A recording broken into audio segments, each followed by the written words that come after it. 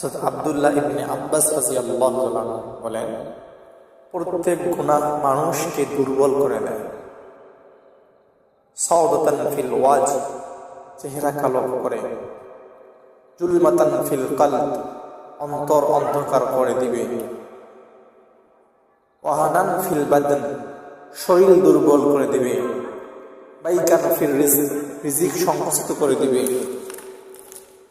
বুখদাতান feel কুলবিল কলব, মানুষের চোখে ঘৃণিত বানায় দিবে। প্রত্যেক গুনাহ কয়টি ক্ষতি করবে? প্রত্যেক গুনাহ পাঁচটি কি করবে? চেহারা কালো বানায়, অন্তর অন্ধকার বানায়, শরীর দুর্বল করে, রিজিক সংকুচিত করে, মানুষের চোখে ঘৃণিত তৈরি করে, ঘৃণা তৈরি করে। হযরত আব্দুল্লাহ ইবনে আব্বাস রাদিয়াল্লাহু তাআলা বলেন, প্রত্যেক গুনাহ মানুষকে দুর্বল করে দেয়। সাওদাতান ফিল ওয়াজ, চেহারা কালো করে।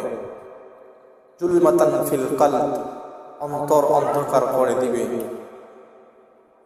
ওয়াহানান ফিল বাদন, শরীর দুর্বল করে দিবে। বাইকান ফিল রিজক, রিজিক সংকুচিত করে দিবে। বুখদাতান ফিল কুলবিল কলব, মানুষের চোখে ঘৃণিত বানায় দিবে। প্রত্যেক গুনাহ কয়টি ক্ষতি করবে? প্রত্যেক গুনাহ পাঁচটি কি করবে? চেহারা কালো বানায়, অন্তর অন্ধকার বানায়, শরীর দুর্বল করে, রিজিক সংকুচিত করে, মানুষের চোখে ঘৃণিত তৈরি করে, ঘৃণা তৈরি করে।